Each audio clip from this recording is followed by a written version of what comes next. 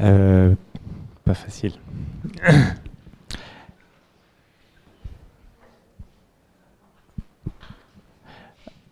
Alors que vous, les 150 participants de la convention de l'université en transition, vous avez la possibilité, mais aussi une grande responsabilité de pouvoir travailler à écrire cette vision, horizon 2050, donc à long terme, euh, et de dessiner des propositions plus concrètes à travers les feuilles de route pour une université qui contribue, et je pense que les mots reprennent bien leur sens ou prennent leur sens avec le partage de Nadia, pour un monde juste, sûr, durable et désirable. Il nous paraît aussi fondamental de pouvoir éclairer une réalité aussi très locale de cette précarité aussi que vivent de plus en plus de gens autour de nous, et notamment d'étudiants à l'université de Rennes. Et pour ça, on s'est dit que le mieux, c'était de pouvoir donner la parole à certains, qu'ils nous éclairent aussi, qu'ils vous éclairent avant de travailler cette vision. Et donc j'ai le plaisir, l'honneur aussi de demander à Eva, Kaelik et Arnaud de me rejoindre. Et peut-être le temps que Eva Kaelik et Arnaud nous rejoignent et s'installent, on peut peut-être se reprendre juste un tout petit temps d'échange avec votre voisin, histoire de poser un petit peu ce qu'on a posé, de se mettre en situation pour la prochaine intervention.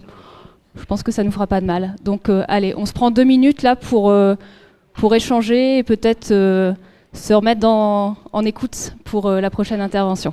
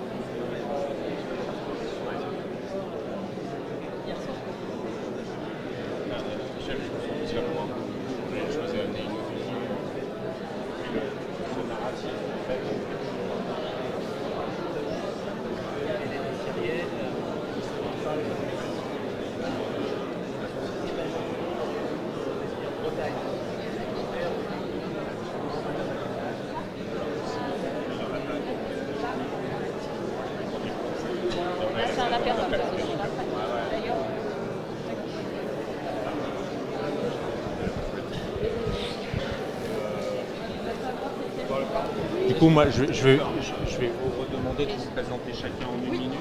Et puis après, je t'inviterai à présenter un peu les résultats de l'enquête rapidement. Après, je passerai à Eva et enfin à Arnaud. Et après, très bien, on fait ça.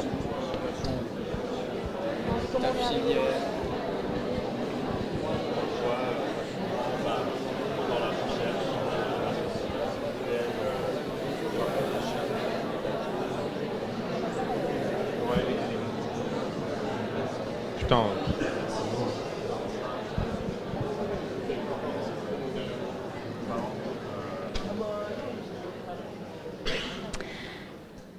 Merci beaucoup. Ça fait du bien de parler à son voisin.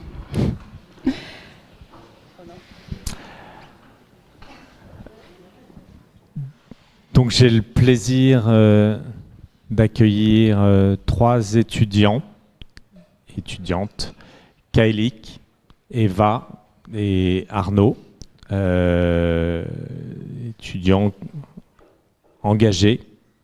Et je vous propose peut-être rapidement de vous présenter tous les 3. Et puis je vous poserai quelques questions après. Bonjour à toutes et à tous, je m'appelle Kaelik Delaunay, je suis étudiant en sciences infirmières sur l'université de Rennes depuis maintenant 4 ans et je suis président de la Fédération des associations de Haute-Bretagne, donc la FAB. Bonjour à tous, je m'appelle Eva, moi aussi je suis étudiante en sciences infirmières, c'est pas concerté mais en 2e année au CHU de Rennes et je suis une des 4 coprésidentes de l'EPIFRI, qui est une association étudiante d'aide à la précarité alimentaire sur le campus de Beaulieu. Voilà. Bonjour à toutes et à tous. Moi, je m'appelle Arnaud Slavic. En septembre, j'entre en 3e année de licence de sciences politiques à l'université de Rennes, donc sur la fac de droit et de sciences politiques. Je milite au sein du syndicat étudiant Union Pirate. Je fais partie de la direction collégiale du syndicat. Je suis entre autres responsable des distributions alimentaires et je suis élu en commission formation et vie étudiante de l'université de Rennes.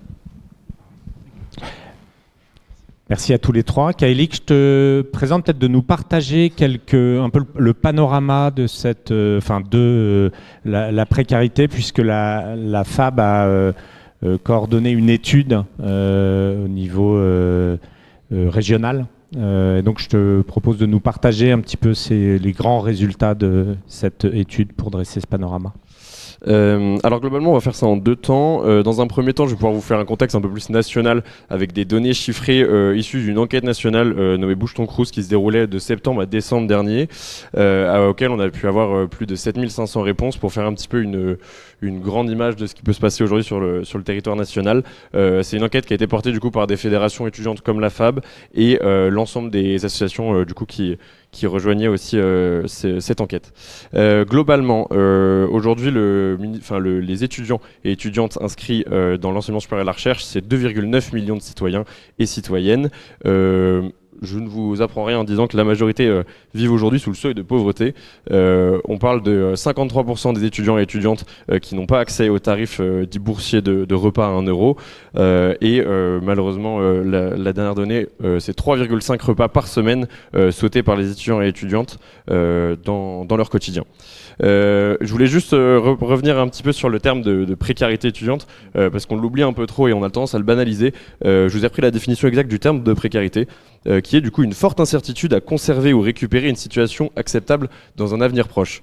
Et malheureusement aujourd'hui ce terme de précarité étudiante il est devenu obsolète parce que le manque de moyens pour les étudiants et étudiantes il est réel.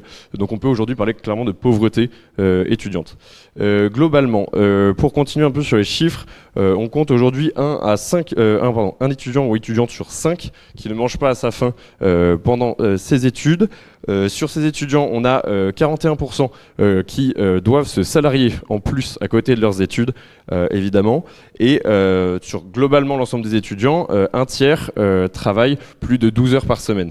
On rappelle que certaines formations aujourd'hui dans le ministère de l'Enseignement supérieur et de la Recherche, on compte 35 heures de travail obligatoire à l'institut ou à l'université, supplémenté par le travail personnel évidemment en fonction des études, qui permet un peu de mettre en exergue un peu toutes ces données et se rendre compte un petit peu de la quantité de travail en tout cas. Au niveau de la Bretagne plus particulièrement et de Rennes et l'université de Rennes, globalement, je vais vous présenter deux autres études et enquêtes territoriales qui sont un focus principalement aussi sur le logement, puisque du coup la FAB a pu mener en novembre 2023 une étude sur le logement à Rennes et une enquête auprès des étudiants. Et dans un second temps, en mai 2024, donc il y a très récemment, on a pu coporter avec la fédération de territoire, donc la FEDB, la Fédération de Bretagne des associations étudiantes de Bretagne occidentale, une enquête globale au niveau de la région sur aussi la situation du logement, notamment en lien avec les actualités régionales, qui ont du coup pris forme dans un dossier de presse nommé Jeunes et pauvres, que vous avez peut-être reçu, Sophie, je ne sais pas si... Ah, parfait. Ah, parfait. Bon, dont vous aurez à disposition ensuite du coup la convention, mais que vous pouvez d'ores et déjà retrouver un peu sur les différents réseaux et sites de la fédération.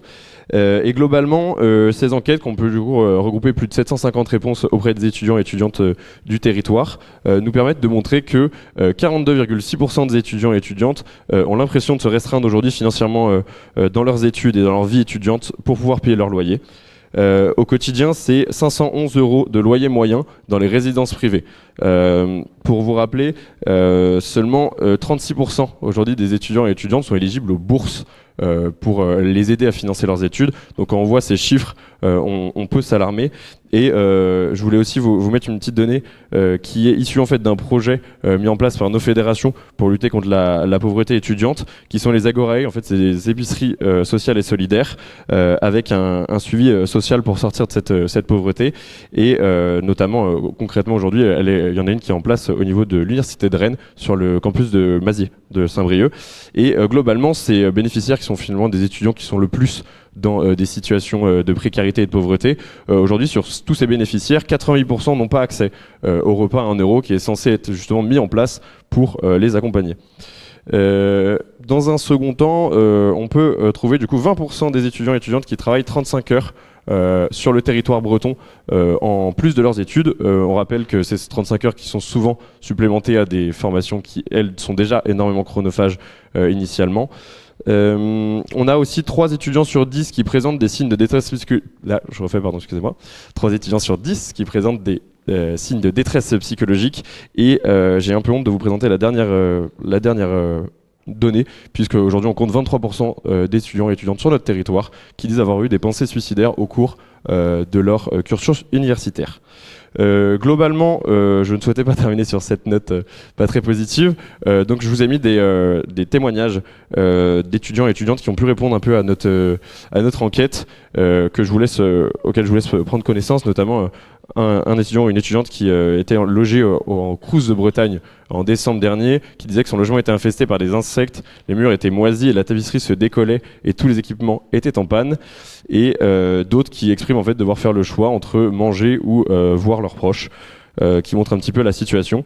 De manière globale, certains étudiants et certaines étudiantes n'ont pas souhaité répondre à ce questionnaire et sont venus nous en parler directement par honte de partager avec vous et avec l'ensemble des citoyens et citoyennes les conditions dans lesquelles ils sont obligés de vivre aujourd'hui, en tout cas pour pouvoir suivre des études dans l'enseignement supérieur et la recherche.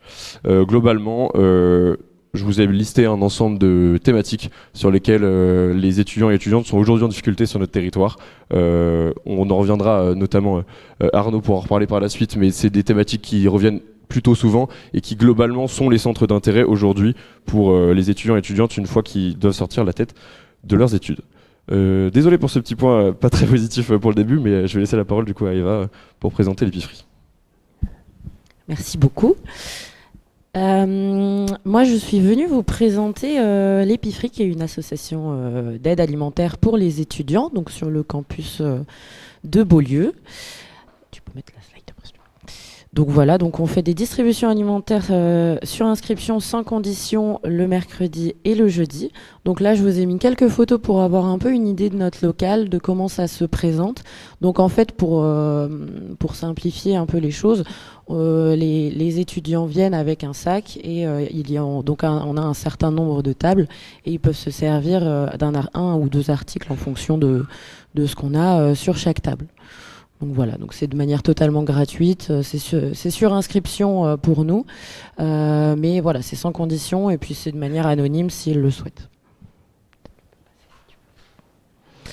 Je vous ai mis une slide qui est un petit peu ennuyante, mais je vais vous l'expliquer un peu à l'oral. Je voulais quand même faire une petite slide pour expliquer, enfin pour mettre en avant nos bénévoles. Donc nous on a 70 bénévoles, on a eu 70 bénévoles qui sont passés sur l'association cette année, donc environ 20 actifs au quotidien. Je voulais faire un petit focus sur nos bénévoles parce que donc chez nous, la plupart des bénévoles sont des étudiants en situation de précarité qui donnent un coup de main aussi. Donc c'est vraiment un élan de solidarité en fait entre étudiants et c'est ça qui fait la richesse de notre association. Enfin nous, c'est comme ça qu'on le vit en tout cas. Donc aujourd'hui, on est à 6 membres du bureau. Donc on est 4 coprésidentes. Je dis présidente parce qu'on est 4 coprésidentes. On a aussi un trésorier et une secrétaire. Sur l'année, on a compté 3810 passages, donc avec 150 bénéficiaires d'inscrits. Ça fait environ 15 tonnes distribuées cette année. On est à 32 distributions. On est passé à 2 distributions par semaine depuis avril. On aurait bien aimé passer... Alors l'année dernière, on était à 2 distributions par semaine. En début d'année, on était à 1. Et donc on est passé à 2. Ça va être en fonction de nos emplois du temps aussi, parce qu'on est tous dans des filières, qui nous prennent pas mal de temps. Et puis, comme j'ai pu le dire tout à l'heure, avec nos bénévoles qui sont aussi bénéficiaires, la majorité de nos bénévoles ont des emplois salariés aussi à côté. Donc voilà, pour vous donner une petite idée, moi je suis avec vous cette semaine, mais je commence mon emploi étudiant à 52 heures semaine à partir de la semaine prochaine, avant d'enchaîner l'année prochaine. C'est pour vous donner une idée, alors je suis pas la seule, on est nombreux dans l'association, mais c'est pour vous donner une idée un petit peu de la réalité du terrain. Et voilà, depuis cette année, on a aussi un nouveau local, donc on est sur le bâtiment 28, au rez-de-chaussée. Donc avant, on était dans le bâtiment Interasso, on était alors c'était pas une salle, c'était dans l'espace commun. Donc maintenant, on a vraiment notre local. Donc nos partenaires, on est livrés une fois par semaine par la Banque Alimentaire. On a la Croix-Rouge qui nous donne aussi des denrées alimentaires que nous allons chercher sur le campus de Champy. Et cette année, on avait 3 autres partenaires. On en avait d'autres aussi, mais de façon plus ponctuelle. On a la boulangerie Feuillette à Cesson qui nous donnait des denrées alimentaires. La Biocoop aussi, qui a pu nous en donner, notamment sur les périodes de fin d'année. Et on a, je voulais mettre un petit accent pour l'association Braise Aide qui nous donne ponctuellement, qui font des interventions dans les supermarchés et pour récupérer du coup des denrées alimentaires et qui nous les donnent de façon ponctuelle, mais voilà qui pense à nous donc de manière récurrente et ça fait extrêmement plaisir. Donc je vous ai fait une petite slide sur nos valeurs. Donc comme je disais, la solidarité, le principe même de cette association étudiante, c'est de s'entraider entre étudiants. Donc le respect, chez nous, comme je disais, c'est sans condition de ressources ou quoi que ce soit. C'est de manière anonyme si on a envie. C'est toujours, on accueille avec grand sourire. On est là pour discuter, on est là pour papoter, tout. Enfin, c'est vraiment, on n'est pas dans un contexte dramatique. Chez nous, on arrive avec le sourire, on met la musique et les gens se sentent comme chez eux. Enfin, on essaye. L'environnement a une place importante dans nos valeurs. On essaye vraiment de ne rien jeter, de tout récupérer, de tout distribuer. Et même là, je vous ai mis une petite photo d'une story qu'on avait fait par rapport à du surimi qu'on avait eu en date du jour. Et le but du jeu, c'était vraiment de tout donner. Donc on est allé chercher avec des bénévoles, on est allé chercher sur le campus des gens, venez manger du surimi. On a fait une monodiète pendant une semaine avec toute l'équipe base de surimi. Mais vraiment l'idée, c'est de jeter le moins possible. Pareil pour les fruits et légumes, il y a toujours un bac à disposition. Alors en fait, les bénéficiaires peuvent choisir, il y a un certain nombre de fruits et légumes et à côté, il y a toujours un bac avec des fruits et légumes plus abîmés où là, c'est vraiment à volonté et on les incite à les retransformer, à les utiliser parce que c'est pas parce que ils sont un petit peu abîmés. Enfin bon, je vais pas vous faire, vous connaissez, j'espère. Et voilà, donc l'anti-gaspi fait vraiment partie intégrante de nos valeurs. C'est très important non pas avec la solidarité, avec le respect, avec l'aide alimentaire. C'est vraiment quelque chose qui fait partie intégrante de notre association. On essaye aussi de... Alors, c'est une activité qui est différente des distributions alimentaires, mais de manière ponctuelle à l'année, on essaye de rassembler des bénéficiaires autour d'un repas, d'un temps d'échange. Donc là, on a fait, par exemple, c'était en février, on a fait un atelier cuisine avec sur inscription et on avait 5 bénévoles et 5 bénéficiaires et 2 bénévoles. Et on a élaboré un repas ensemble. Donc là, on avait un couscous végétarien et on a pris un temps, donc tous ensemble, pour déguster, parler, juste pour passer un moment ensemble, quoi. Et c'est très agréable de pouvoir être accueilli. Là, c'était au Café des Galets, qui est un café associatif qui est juste à côté de Beaulieu, un petit peu plus haut, qui nous accueille toujours avec grand plaisir, de manière gratuite. Et on les remercie pour ça. Voilà, je vais passer la parole à Arnaud maintenant. Merci beaucoup pour votre écoute.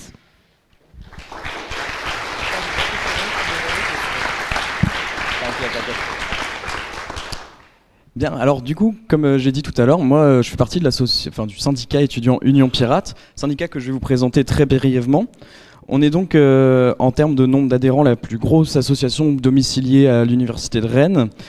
Toutes nos actions, elles rentrent dans le cadre dans 3 cadres principaux. Le premier, ça va être le papier-crayon, hein, c'est ce qu'on entend par là, c'est le syndicalisme au sens le plus basique que l'on entende. On va écouter les problèmes que rencontrent les étudiants, on va essayer de les gérer au cas par cas. Le deuxième, c'est la représentation. On pense que porter la parole étudiante dans les instances de l'université, c'est fondamental, c'est très important. C'est pour ça qu'on se présente à toutes les élections où il est possible que l'on puisse siéger. Et en général, on gagne, donc ça c'est super. Le dernier point, c'est donc une stratégie pour lutter contre la précarité que l'on rencontre et que tous les étudiants connaissent. Cette stratégie, on la définit simplement en organiser la solidarité entre les étudiants. Cette stratégie, elle passe donc par des distributions alimentaires. Ces distributions alimentaires, on a commencé à les tenir à partir du Covid, à partir du confinement en 2020.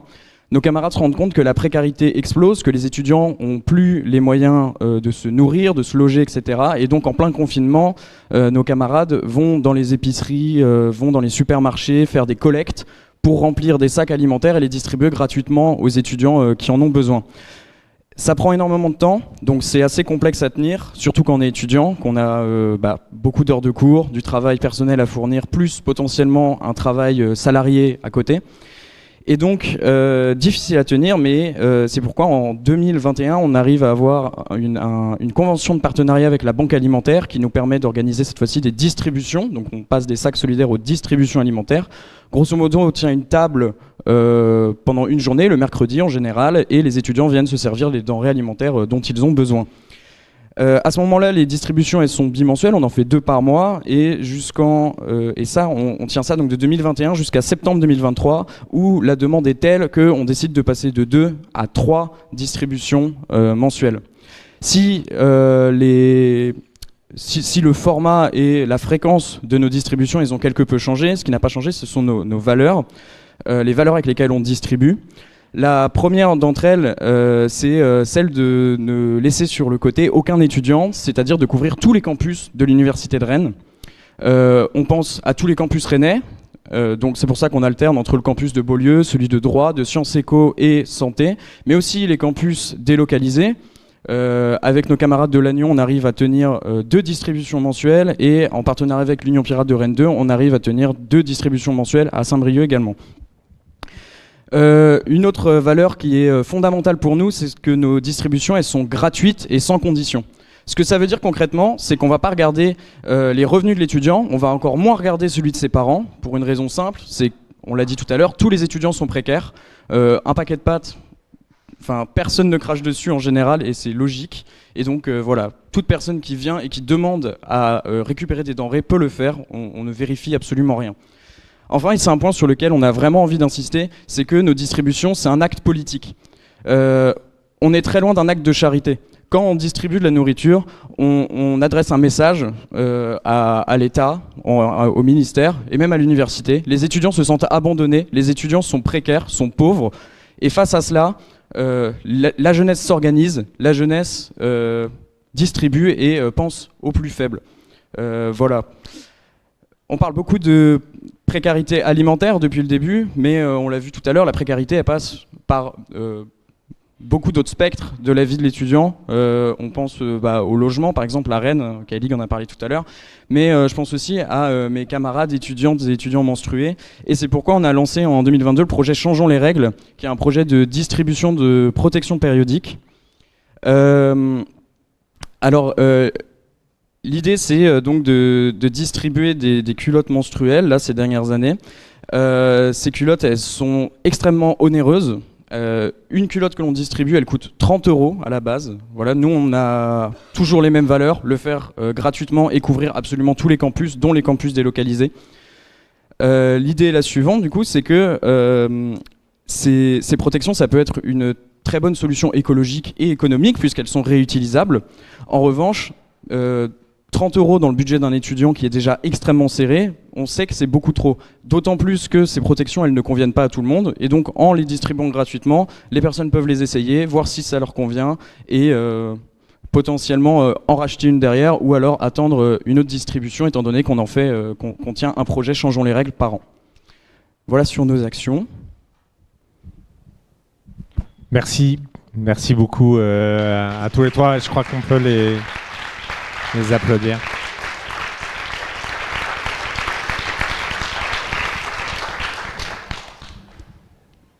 Hein? Ouais. Est-ce que, du coup, tous les trois, vous avez un message à adresser aux participants de la convention? Une demande, voilà, sachant que eux vont être amenés à travailler, que la convention elle dure jusque, Sophie l'a rappelé, au 30 janvier.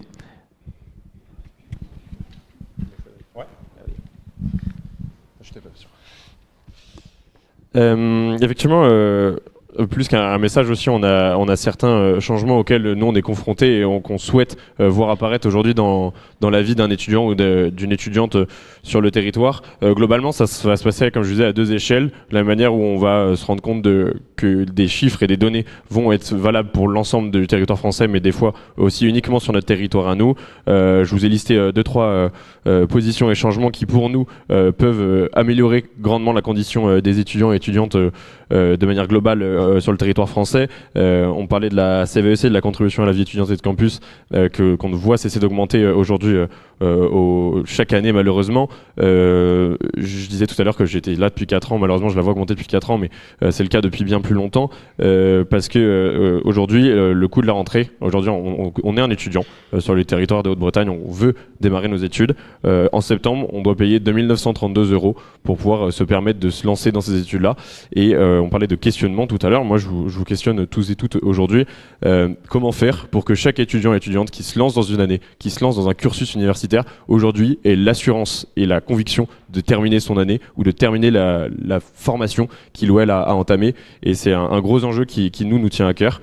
Encore une fois, je vous liste des choses derrière moi en attendant, mais le repas à 1 €, évidemment, qui revient sans cesse, puisqu'on parle de précarité alimentaire, mais le premier rempart est aussi à ce niveau-là. On parlait des loyers tout à l'heure, qui étaient exorbitant en résidence privée, mais c'est aussi le cas en résidence Crous. Malheureusement, on voit une augmentation de par le dégel des loyers récents de ces habitations pour les étudiants, et ça inquiète notamment le portefeuille de toutes celles et ceux qui y sont. Et aussi une réforme de nos bourses. Aujourd'hui, actuellement, les bourses ne sont juste plus adaptées aux jeunes et aux étudiants. Aujourd'hui, c'est 1/3 des étudiants qui sont actuellement éligibles aux bourses. Je prends prends mon propre cas, je touche une centaine d'euros de la CAF et c'est la seule finance que j'ai aujourd'hui pour vivre au mois. Je suis pas éligible aux bourses, tout simplement parce que les bourses aujourd'hui sont éligibles aux critères de familiarisation, donc ça veut dire qu'elles sont entièrement adaptées aux revenus de mes parents, sauf qu'aujourd'hui ce ne sont pas les personnes qui payent mon loyer. Donc je prends mon exemple parce que c'est le plus concret, celui que je connais le plus évidemment, mais aujourd'hui il y a un ensemble de critères qui ne correspondent plus aux étudiants. On parle d'universalisation, c'est-à-dire que l'ouverture aux bourses pour tous et toutes, qui n'est malheureusement pas le cas aujourd'hui. Je parlais de défamiliarisation, j'espère être un chanceux parmi tous ceux qui subissent ces contraintes, et de territorialisation évidemment. On sait que le territoire de Rennes et de l'île-et-Vilaine de manière globale est passé en zone tendue au niveau du logement il y a peu. C'est aussi un des gros critères qui fait que on doit s'adapter aux contraintes du territoire.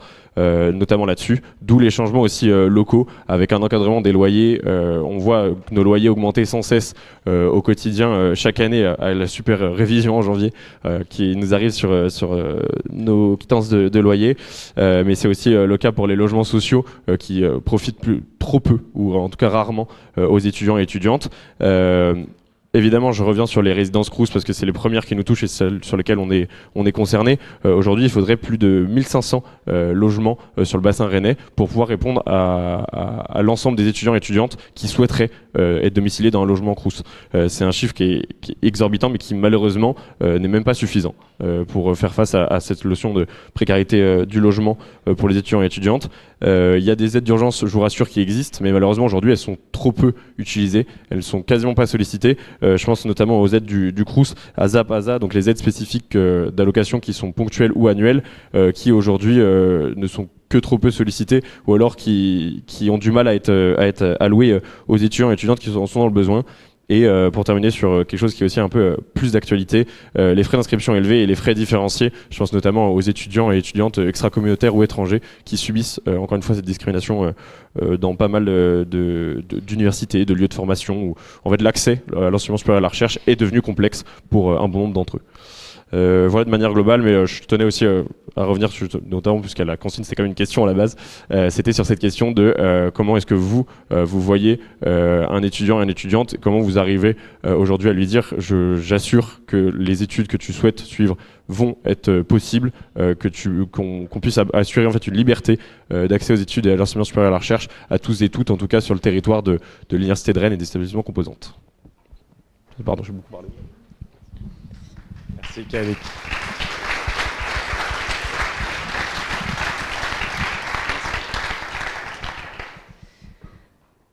Moi, je vais parler de nos attentes par rapport à l'association, par rapport à l'épicerie.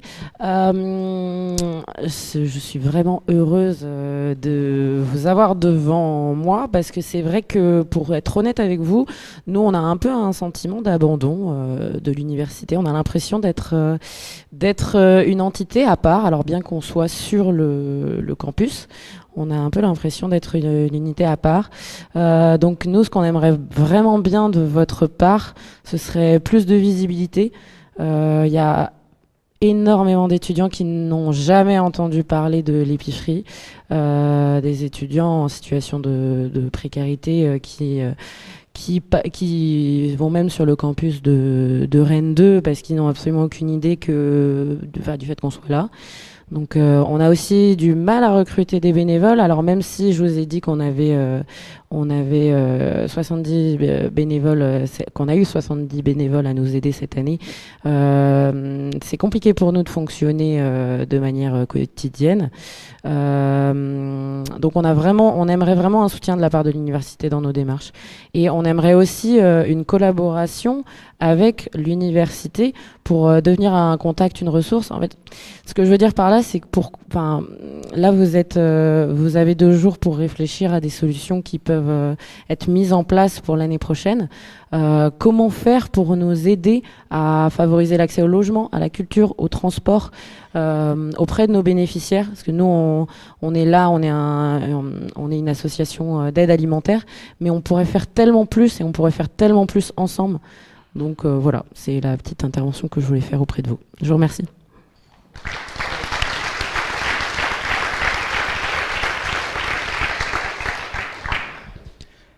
Alors, je vais essayer de faire très rapidement, même si ça va être un peu complexe. On m'a... Bon, c'est pas très grave. Alors, on m'a demandé et on nous a dit que ce serait bien de terminer par une question, mais vous avez compris, je suis un peu têtu. Du coup, je vais commencer par une question. Ma question, c'est la suivante. Est-ce que c'est aux étudiants de s'organiser entre eux pour survivre ? À cette question, je vais répondre très vite, non. Voilà, le rôle d'un étudiant, pour moi, c'est d'étudier. Le rôle d'un étudiant, c'est pas de remplir des bons de la banque alimentaire, de trouver une voiture et un camarade disponible, d'aller jusqu'à passer pour remplir son coffre de centaines de kilos de denrées alimentaires pour aller tenir une table à l'autre bout de Rennes pendant 5 heures avant de revenir. Je l'ai fait pendant 2 ans, je le ferai probablement l'année prochaine. Moi, le mercredi, j'aimerais bien aller en cours. Voilà, je l'ai dit comme ça. Si je dis ça, c'est pour éviter de tomber dans un piège, et c'est là où je rejoins pas trop ma camarade de l'épicerie, enfin pas du tout même, le piège du les ados, les assos, les syndicats, la jeunesse arrivent à s'organiser, à lutter contre la précarité, et donc la solution ce serait d'encourager ça, d'aider les associations, d'aider les syndicats, d'aider la jeunesse à toujours plus lutter contre la précarité. Ce qu'on réaffirme, c'est que c'est pas notre rôle. C'est votre rôle directement à vous, à l'université, d'agir contre cette précarité. C'est le rôle également du ministère, c'est le rôle de l'État de manière générale. Voilà. Bon alors, je dis ce qu'il ne faut pas faire, mais alors, qu'est-ce qu'il faut faire ? Nous, du coup, on porte des revendications à l'échelle nationale qui va être complexe d'appliquer évidemment à l'échelle de l'université de Rennes. Je pense que c'est tout de même intéressant d'en parler assez brièvement, puisque ça pourrait lancer des discussions, des pistes de réflexion, voire être adapté à ce qu'on peut mettre en place ici. Le retour du repas Crous à 1 € pour tous les étudiants et toutes les étudiantes. Ça a été une réalité pendant le Covid, encore une fois, puis le gouvernement a rétro-pédalé avec le soutien notamment de certaines associations étudiantes, on le regrette, qui aujourd'hui prônent également le retour du repas à 1 €. Et surtout, ce qu'on prône et qui mettrait un terme définitif à la précarité étudiante, c'est la mise en place d'une allocation d'autonomie à hauteur du seuil de pauvreté. Je n'ai pas détaillé énormément, mais ce que ça voudrait dire, c'est que la sécurité sociale prendrait en compte un nouveau risque, le risque jeunesse. À l'échelle plus locale, et là je vais parler aussi un peu de mon expérience personnelle, on dispose donc des aides ponctuelles du Crous. Ces aides ponctuelles, elles possèdent quand même des défauts, même si elles existent et que ça a le mérite d'exister et quand même de dépanner de temps à autre. Le premier, c'est que c'est encore trop peu connu. Peut-être je veux bien faire un sondage. Est-ce que quelqu'un, à main levée ici, qui sait que quand un étudiant est en difficulté, il peut aller voir une assistante sociale du Crous et débloquer une aide ponctuelle ? À vue d'œil, il y a à peu près 50%. Je pense que chez les étudiants, c'est encore moins élevé. Donc il y a un vrai souci de publicité de cette aide. Et ensuite, une fois qu'on a conscience de cette aide, une fois qu'on a connaissance de cette dernière, un autre problème arrive, ce sont les longs délais. Actuellement, je suis dans ma 2e procédure à titre personnel de demande d'aide ponctuelle. Entre le moment où on prend rendez-vous sur le site du Crous avec une assistante sociale et le moment où on perçoit l'aide sur son compte, il peut se passer plus d'1 mois et demi. Je parle d'expérience, 1 mois et demi quand on n'a pas à manger, quand on a faim, c'est extrêmement long. Et enfin, et c'est aussi, c'est un point sur lequel j'aimerais vraiment insister, c'est la procédure en elle-même. Quand on va au Crous et qu'on rencontre une assistante sociale, il y a la procédure est souvent mal vécue par les étudiants, malgré le fait que les agents du Crous sont vraiment très bienveillants. Dans la globalité, vraiment, c'est quelque chose sur lequel j'insiste aussi. Mais la procédure, elle est intrusive, assez démotivante pour beaucoup de personnes. Quand on va voir l'assistante sociale au Crous, on va faire un bilan de ce qu'on dépense et un bilan de ce qu'on reçoit tous les mois en moyenne.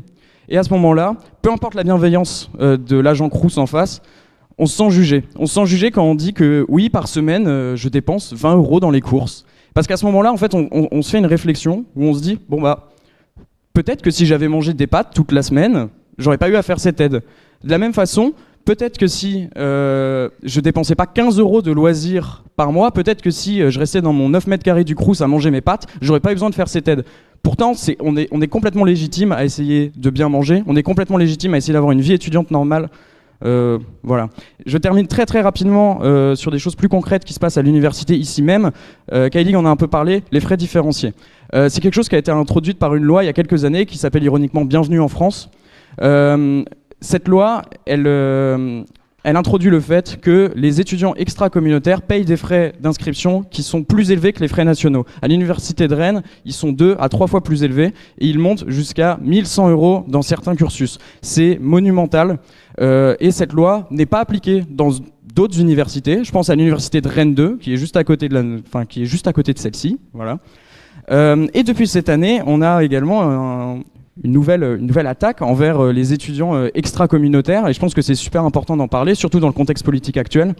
Ces étudiants extra-communautaires ne sont pas éligibles aux aides du Crous, ce sont les plus précaires parmi tous les précaires que nous sommes, et depuis cette année, la majorité d'entre eux sont exclus de la procédure d'exonération des frais d'inscription lorsqu'ils viennent d'arriver pour la première année à l'université française. Je fais partie de la commission d'exonération des frais d'inscription et c'était d'une tristesse monumentale. On a plus de 200 ou 300 étudiants qui ont rempli des dossiers qui n'ont à peine été étudiés, du simple fait qu'ils étaient inscrits pour la première année à l'université française et qui donc n'ont pas pu être remboursés de leurs frais d'inscription qui, je le rappelle, sont 2 à 3 fois plus élevés que ceux des étudiants nationaux. Voilà. Je vous remercie de m'avoir écouté, ça a été peut-être un peu long et un peu dense. Merci beaucoup.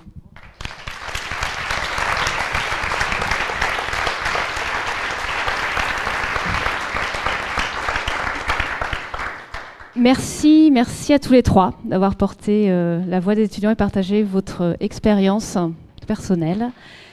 Je vous propose une petite pause bien méritée avant de repartir sur la partie suivante qui sera la mise en perspective historique. Nous nous retrouvons à 11h.